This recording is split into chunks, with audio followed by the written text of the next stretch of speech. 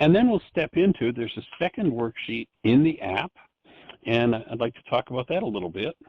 It's the more complete 7-step process that we go through in the workshop, Why Is This Happening to Me Again? If you take a look at it, there are more words on the page, and there's a reason for that.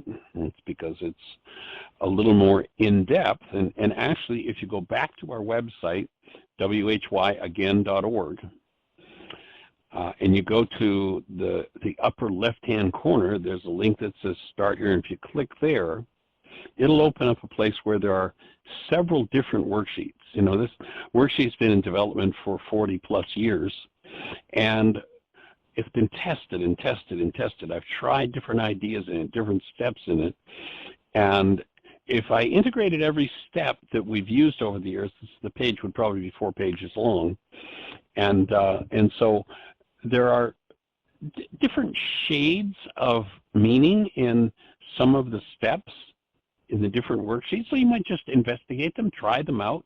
We've had different people. Somebody's got this one, this is their favorite. Somebody else, this one works better for their mind. So just, you know, you're welcome to have a look at that and stick with these and never look at any others, but you might take a look at that and you'll see that there are other ideas that can augment the forgiveness process. So in the longer form of the worksheet, we call it, if you look at the top of it, the wake up sheet. Change your mind, change your life. And you'll see the definition of forgiveness, the tool for waking up from and changing my reality. It's been called the wake up sheet. And it's also been called the reality management sheet. So my reality is any perceptual output constructed by my mind. There's a premise that goes along with the worksheet. You'll see up at the very top. My essential nature, my human life, my very being is love. And if you ever forget that, just hold a newborn. The goal of this internal forgiveness wake-up sheet is to empower me to remove fear and/or hostility and return me to the direct experience of love 24/7, 365. So the idea of this is to process through, you know, generations and generations and generations of inherited hostility and fear. Jeannie's working on her book, is entitled Healing the Generations One Breath at a Time. And of course, the forgiveness process is an important part of that. The steps are similar to the worksheet we just went through, so this will be kind of a review, but there are some accent points in this sheet that take the mind to different places. You start out, number 1A, as with the other sheet, acknowledging who you are. I, Michael, who am love. Experiencing, and here you identify what your emotions are. So maybe in a particular situation, I'm experiencing some form of hostility or fear. If I have different words for emotions that come up around a particular situation, I want to do a separate worksheet for each of those emotions. So I'm just going to use one word in this blank in number 1B. And so I'm using a separate worksheet for each emotion that I experience, and sometimes our emotions, are pre-verbal. It's before we had words for them, so sometimes it can be difficult to put them into words. And so there's a little box there for you to draw your emotions. So sometimes if you can't quite get it into words, a picture will do. You know, anger might look like a lightning bolt. Sadness might look like an eye with a teardrop falling out of it. And then a reminder in that box where you've drawn that picture is, if I'm in pain, my thinking is in error. If I'm engaged in a thought disorder, I've got some sort of pain or suffering going on, and I can access my thought disorders and remove them and remove the root of my pain and suffering. I can be restored to love. Now there's a reminder, hostility and fear are from internal corrupt data and indicate my mind's use of sustained incoherence to build this disturbing internal construct. Sustained incoherence is a term that was coined by a man named David Bohm. David Bohm was a physicist who actually worked in Einstein's laboratory for a time period. He also worked on the building of the atomic bomb. He had some of the math that allowed them to be able to build that atrocity.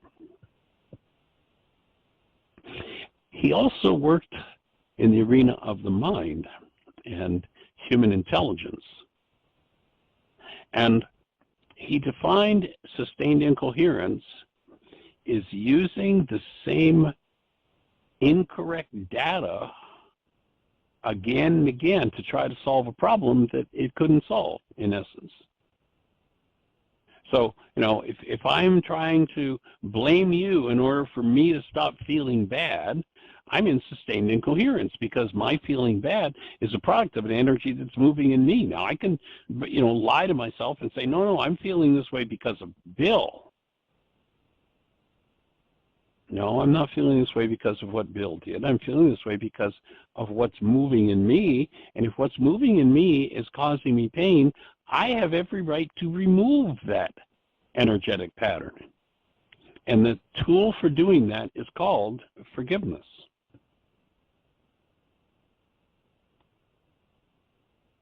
So if I'm in pain, if hostility and fear are active in me, it's time for me to recognize that this is sustained incoherence.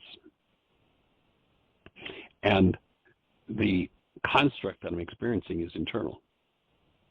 My denial, so here I'm now teaching my mind another piece of information. It's my denial that causes my carbon-based memory to displace myself as my essence, you know, my experience of myself as love,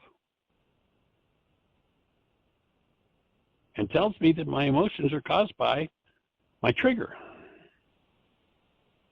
So my trigger is, again, as in the other worksheet, who's the object of attention? Who am I saying? You know, we'll go back to Bill. Bill made me mad. So Bill is my trigger. Bill is not the cause of my mad. You know, again, notice if I've been through that mad 87 different times with 42 different people, it's about me, it's not about Bill. But when it comes up in me, I have the opportunity to remove it. While it's hiding down in my unconscious, I'm never going to be able to remove it. But when I can own it, I can work through it. So it's my denial that causes this memory bank, this past in me, to create the experience of myself as something other than love. And that somebody else is causing this energy that's less than love to move in me. My story, my reality is that number 1C. So you're going to name once again. Here's Bill is going into number 1C, that first blank. And then I'm going to tell my story. Bill didn't pay me all the money that he owed me. I'm reminded to breathe because when disturbing energy moves in the average person tries to shut down the awareness of that by shutting down the breath.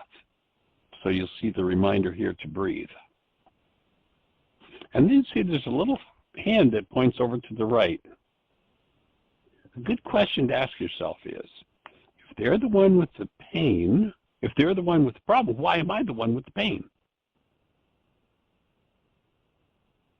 Doesn't make sense. If I'm in pain, I need to allow myself to become aware that I have a problem. But if I live in the denial game, they made me sad, they made me angry, they hurt me, I can never own, and therefore I can never get rid of whatever that turmoil or pain is. So simply a good question to ask yourself at this stage after doing number 1B is, if they're the one with the problem, why am I the one with the pain?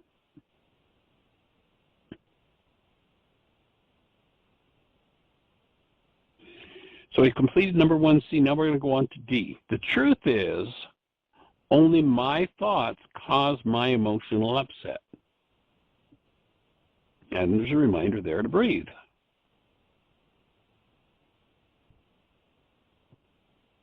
Now, if you just, let's take a moment out of the worksheet, and I'm going to just ask you to allow yourself to go through a series of feelings. Let yourself start out and let yourself feel sadness. Notice where you're feeling the sadness in your body. Take a breath. Breathe into that area in your body and let that sadness, fear, rage, whatever it is, let it soften. Purposely, consciously focus and bring love into that area as you breathe. Now, let yourself feel anger for a moment. And as you allow yourself to feel anger, notice again in your physiology where you're feeling the anger. Allow yourself to breathe into that area and bring the flow of present love into that area of your structure. Let your mind be restored to love. And now for a moment, allow yourself to feel fear. Once again, notice where in your physiology you're feeling the fear. Take a breath. Open up and let go of the fear. And once again, with the breath, bring love into that area of your tissue structure. Now, if you were to just observe, what did you do in order to go from sadness to anger to fear? If you really take a look, what you did was you changed your thought. When I said feel sadness, you had a certain thought, and that reflected as sadness in your physiology. When I said feel fear, you used a different thought. When I said feel anger, there was still a different thought. Thoughts cause me to feel, not what people do. People do things, and in doing them, they resonate my hidden thoughts, but it's my thoughts that cause my feelings, not the things that happen in my world. When I can acknowledge that, then D becomes very apparent. The truth is, only my thoughts cause my emotional upset. I want to breathe. And then, in the same way as we said, whatever your emotion is, you do a different worksheet on each emotion, you do a different worksheet on each thought that you uncover. So the thought, again, using a separate wake-up sheet for each thought, that I use to cause my emotion in 1B is, so if I'm angry at Bill and I tell myself it's because he didn't pay me, I'm telling myself a lie. I'm angry because there's a thought moving in me that causes this anger. So I want to identify the thought behind my anger. And maybe, the thought is, he's a cheat.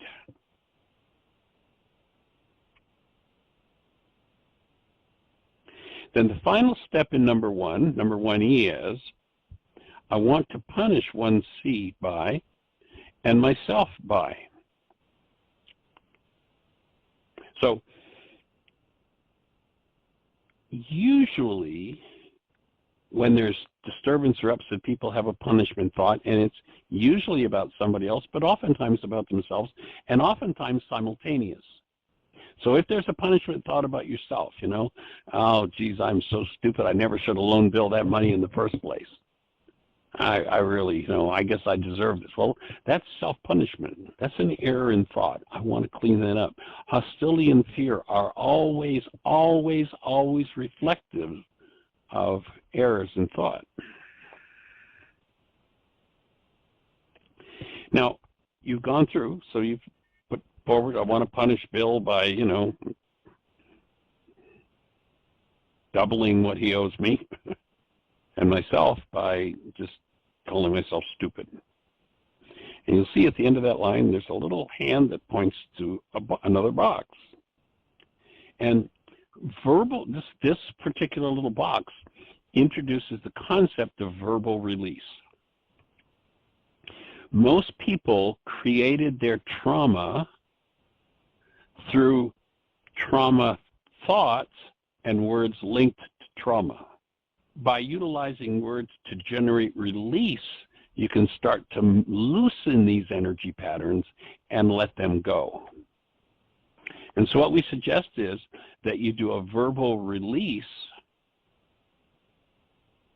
on each step from 1A to E. So if you take a look in that box, I release and surrender myself, and there's a little checkbox there, to love. I surrender my emotions to love. It is my hostility and fear. I surrender Bill, number 1C, to love. I surrender my story. People always cheat me, to love. I surrender my thoughts to love. And I surrender my punishment to love. So here I'm taking each step of this first piece of the worksheet, number 1, and doing a verbal release of it and letting it go to love. And then once again, you'll see a little hand that points over to the right.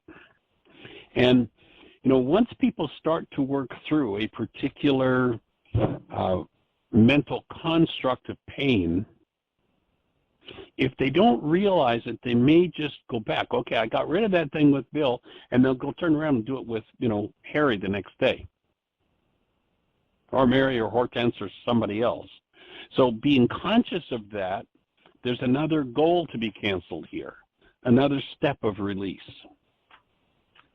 And that is, if you look off to the right, and I cancel my need to be right and make up another story out of these brain cells to hallucinate proof that my fear and hostility-based story, my reality, is true. So I'm not only letting go of the goal, in that last worksheet, we did 2 goals. I want this from Bill so that I can, and there's a second goal. You're canceling both of those. And here we're taking a third goal, and that is letting go of the need to be right and make up another story based on this.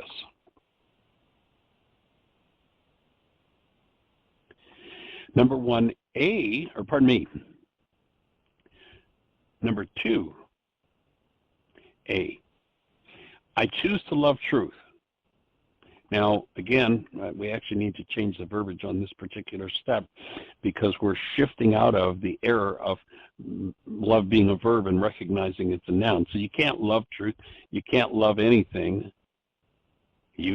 What we're looking to do here is to recognize that I want to honor truth, and by so doing, I get to experience myself as love.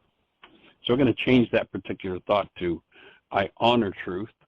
And we're just about to completion point for today's show. Boy, that's gone by quickly.